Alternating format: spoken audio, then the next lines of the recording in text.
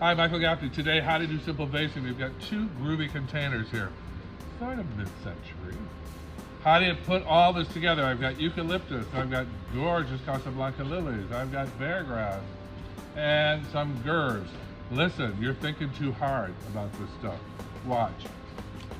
I'm gonna take a Casablanca lily. These are budding, they're gonna open up into big, full bloom lilies, but I'm gonna cross those across to the left, turn to the right, cross to the left, see that? Turn to the right.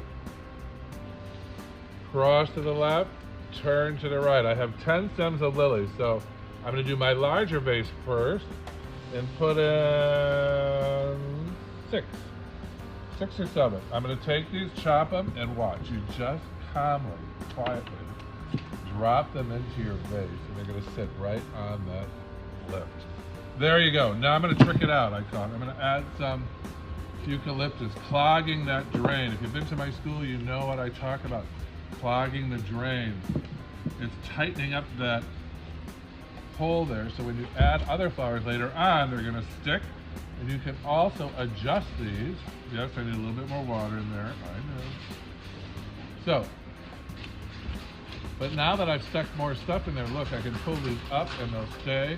I'm going to go on to my next one, number 2, the smaller one. So now, it's a little smaller, so I'm going to use 3 lilies. Cross the left, turn to the right. Watch it, slow motion. Cross to the left. Turn to the right. Chop. Drop. Oh, all thumbs today. Doesn't matter. That's all you need to do. You can be all thumbs and still be a flower designer. Now I'm going to add a little more of that eucalyptus around the edges. Give it a little flair. Clogging up that drain. It's all about stuffing enough to clog up the drain so they'll hold in place. A little more eucalyptus.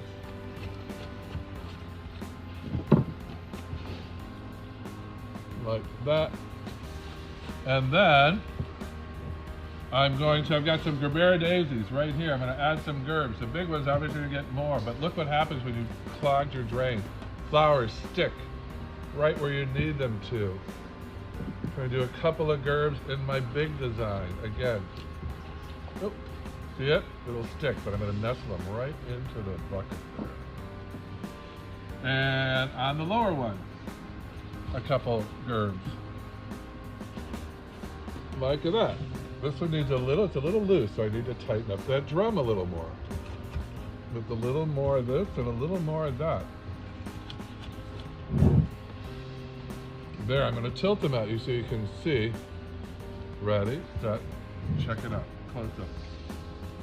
Companion pieces they're called. One is big, one is small. They obviously go together. They're at the same event, but now I'm going to connect them with some energy vibes. I'm going to take some bear grass. I put some bear grass starting over here. Here goes my energy flow. It's going to leap over to the next one.